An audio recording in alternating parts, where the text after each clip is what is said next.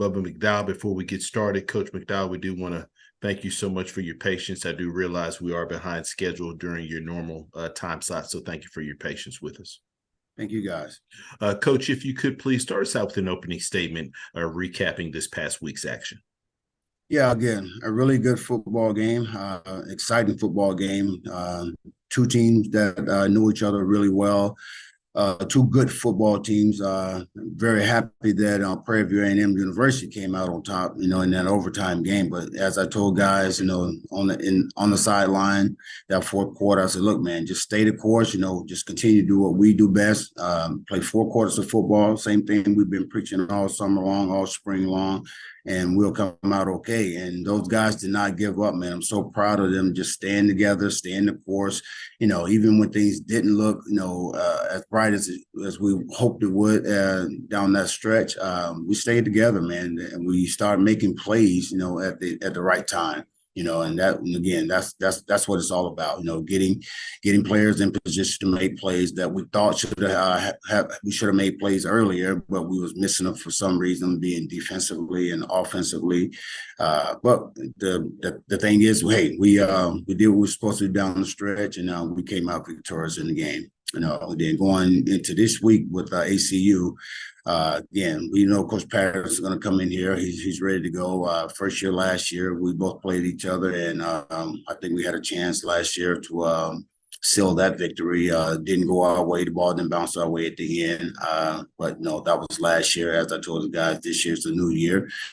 These guys are going to come in ready to go. We've got 2 big tight ends. They love the 12 personnel, 11 personnel. They love to pound it, and like I told defense, we're gonna have to get better, in the run aspect of it anyway. We gave up 200 some yards running this weekend, and that's not us. We way better than that defensively. So we got to get ready and get prepared and get ready for these guys coming in. Appreciate those comments, Coach. We'll open up for questions. First question goes to Mason Smith. Morning, Coach. Congratulations again on the win. I did want to ask you about, earning a conference win so early in the year. Obviously, it's usually customary that you play a couple non-conference games, develop your team. So what does it mean to already kind of start up on the right foot in conference play? It's big. Would I like to, just a personal thing? No, I would not like to start off with a conference game, but it is what it is. And, guys know, the kids know that. So we got to go out and play like, it's a championship game. And that's what we did, like I say, in those type of games, you got to win because, Coach McKinney and I, we talk about it all the time, and among others, that game, could set you back 2 or 3 games, just depending on what happened during the course of the rest of the year. So, yes, it's a tough game, but, hey, still got to play it. Go out. You got to go out and win it. Thank you, Coach. Next question goes to James Hill.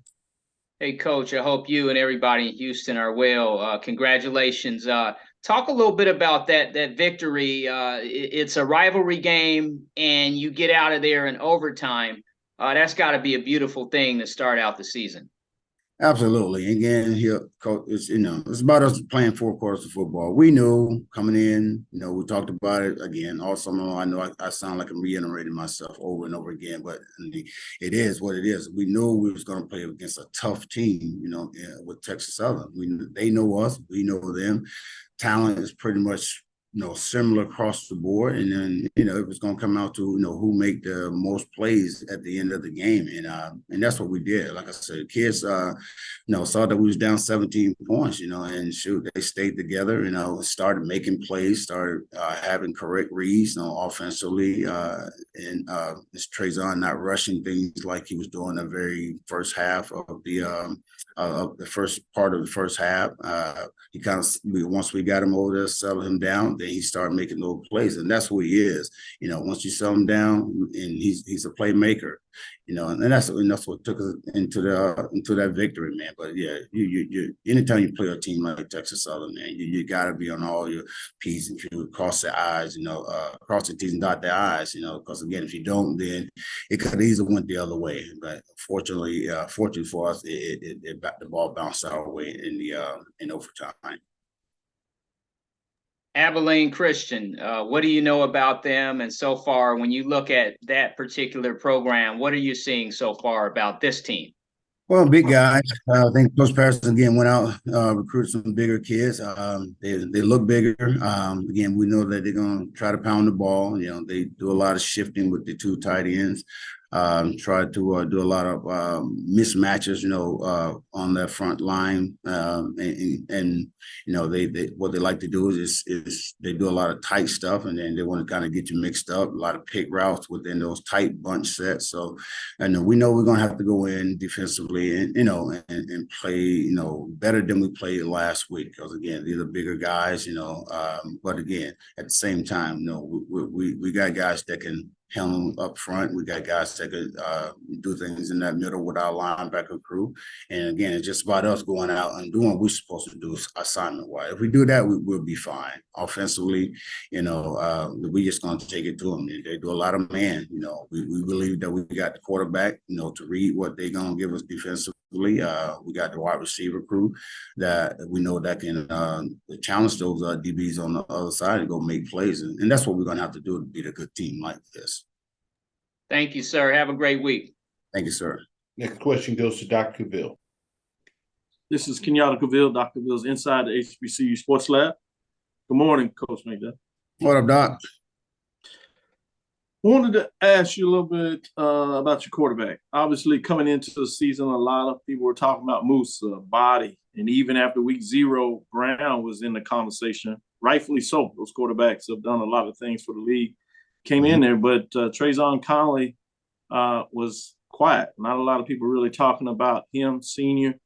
Obviously, in this game, as you know the stats, he was 20, 33, 275 yards, 2 touchdowns, a key one late in that game. He did have the interception.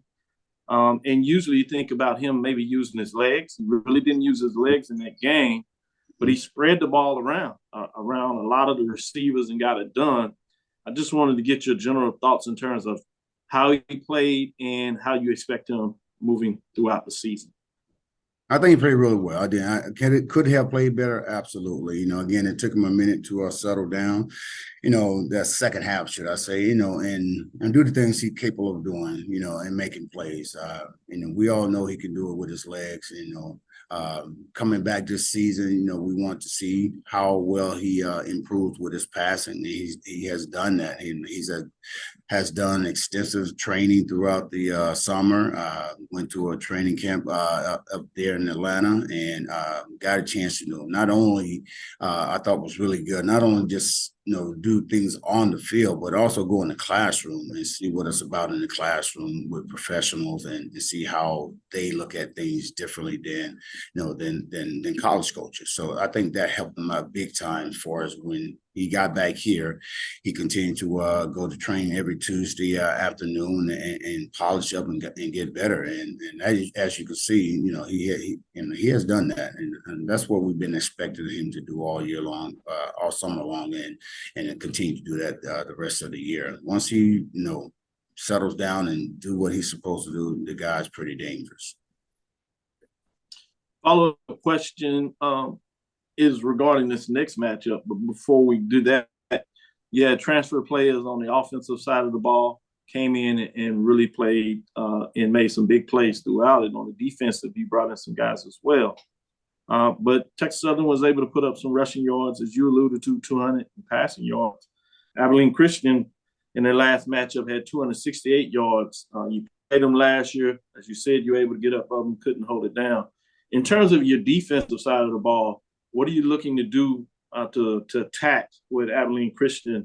Looks like they plan to do to mix it up between the pass and the run, specifically being able to run the ball.